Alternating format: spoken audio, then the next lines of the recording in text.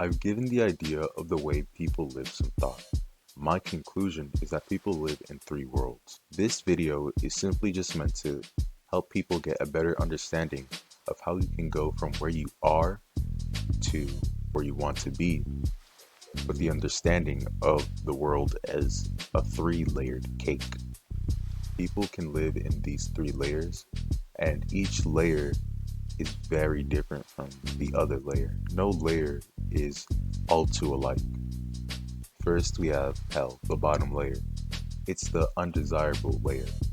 This is a state of being where your world is just as negative as your mind. Nothing seems to be working for you.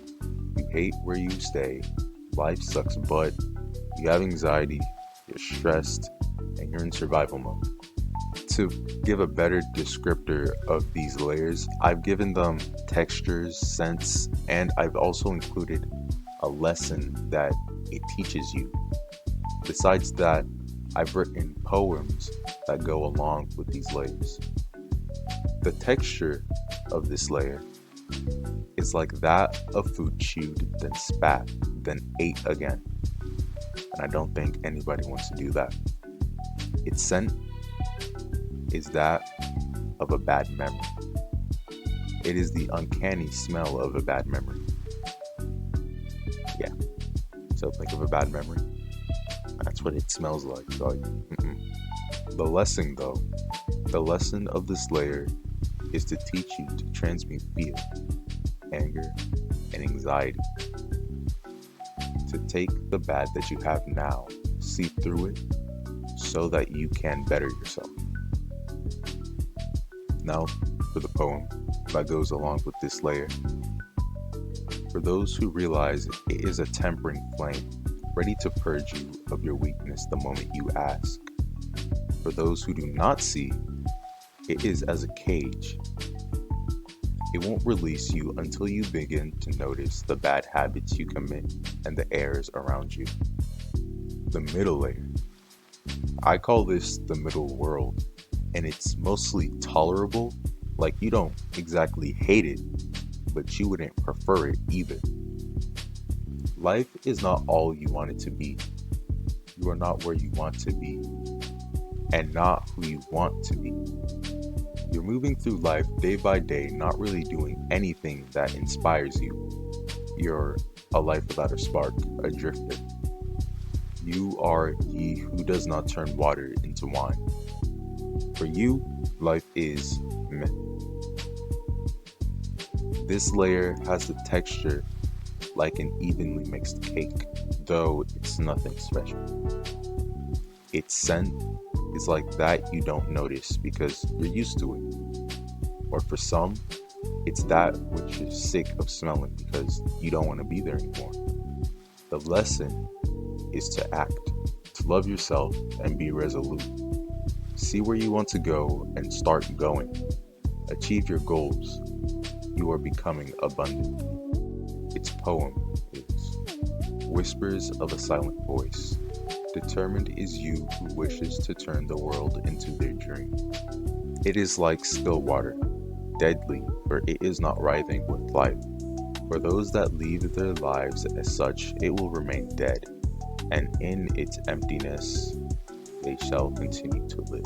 For those that decide to act, it becomes that of a giving parent, ready to help and support you when ready. And I'm talking about the world when I wrote that second part. The world is ready to help you when you're ready to achieve your goals, get going. And thirdly, we got heaven. This is your desired world, your desired reality. This is a state in which people exist and where both their inner world and outer world are aligned. That is to say, they think positively, act to turn water into wine. The texture of this layer is flawless and soothing, calming and inviting, energizing and aliving. Its scent is like that which makes one feel at one that makes one feel strong, calm, happy, excited, and so much more. The lesson is to enjoy your life, enjoy yourself, enjoy the abundant life within. Use what you've learned to further prosper. You now have the tools to teach others. A flicker of a faint dream has been realized. Reality is as you think, and you thought well. Joyous is you who realize their inmost desire. World shifting. It has many names. It's simply what you do to change your world from how it is to another. I just called it world shifting. When you start to change the way you think, your world will change with you. It has no choice but to do so. Plus, it wants all those that can change to change for the better. World shifting turmoil. When you're world shifting, there does feel like there's some turmoil. This turmoil is when you're changing from one state to another. You begin to feel uncomfortable. The actions you perform feel like something you don't want to be doing. You feel tired of it. This is the turmoil that you'll have. It's temporary. The more you embrace the new you, the easier it is to not resist the change. When changing from one state to another, your mind has to change in order for this to happen, in order for your world to shift, in order for you to go from one state to another. You can't blame other people anymore. You have to take your life into your own hands. People have hurt us in the past. They've done a lot of stuff, but we can't focus on all the things that they've done if we want to get better. We are the key to our own prosperity, not anyone else. Inversely, we are the key to our own failure if we let them, the other people, or ourselves, our inner thoughts, stop us from succeeding. Pause. There will be a period of time where it feels like nothing is happening. You put so much effort into changing how you think, how you act, becoming more than you thought you could, and yet everything still feels as it was before. Your parents are probably yelling at you. You might be in some sucky job. The people around you might even piss you off. Trust that things are changing in places that you can't see. We can see what is in front of the curtain, but never what's behind it. Within this almost stagnant period of your life, remember the lessons you've learned, the things you did to get better.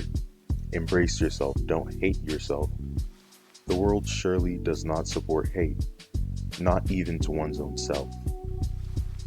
If you feel the world is unsupportive of you, be supportive of yourself. I talked about the concept of changing water into wine, and what I've learned is that to change water into wine is to change ideas to reality, to transmute them, to take them from the mental plane to the physical world. There are combinations of mind and world that can result in either good or bad, and I've created a list of these combinations. The first we have is a good mind plus a bad environment equals leaving that environment to a better one, because you wouldn't want to be in that environment anymore. If you stay in that environment, of course your mind will degrade. So when you have the chance to leave, it's best to go. A bad mind plus a good environment makes the place where you stay at, even if it was incredible, feel worse. It feels sucky because you're thinking that this place is bad, so all you're gonna get is bad. A good mind and a good environment is like living in bliss. You're living in heaven. This is the good life. Now, a bad mind and a bad environment is just hell. There's nothing I can say. It's awful. That's the 3 layers of reality. The cake of reality. Yeah. Thank you for watching.